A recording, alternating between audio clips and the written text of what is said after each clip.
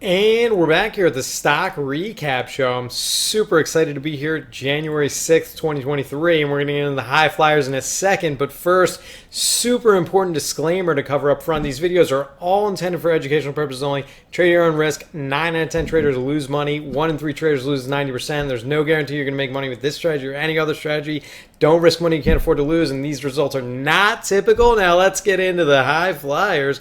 We got a high fly ball, and it is out of here. SRNE was actually the leading trade that we had in going into Friday. It actually gapped much higher.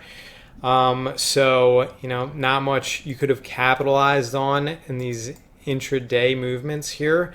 But I am interested to see where this goes, especially because there was such little selling volume. It gapped 140%. And I don't even know what the news was. So I'm kind of interested to see what's up with this company. And the next high flyer was SPRB. This gapped much higher on good news. It has a licensed pack for its lead program, so that's exciting if you want to look into that a little bit. But it definitely looks like it broke out of this 220 range, so we'd be looking for a trade above 220, and targets are like the most recent highs, which I guess would be like 320 here. Okay, so that's the second notable mover, and the last notable mover was HOLO. This is a hologram company. I really don't know what this is about, but I haven't seen too many other hologram companies, so it does have me like a little intrigued. Not a great looking daily chart, but I guess it's a clear breakout if you look into like the 15-minute chart. So that's cool. And that's it for the high flyers. We got a high fly, and it's off the wall. Okay, so these are the about to breakout stocks. CTMX was, not quite a breakout, or at least it didn't look as good as the others. It is a breakout. It just doesn't look as convincing. It does have a lot of volume. Okay, 51 million shares traded. A lot of downgrades recently. I don't really care to bet with the analysts too often. So this seems like it's on the breakout. It's on the move. I'm interested. I'm watching it. So we're just gonna sit tight and watch it. All right. IH. This is iHuman, which sounds a little comical because it doesn't sound human at all. But it's got super low volume, so wouldn't be interested here for a trade. But it does look good technically speaking.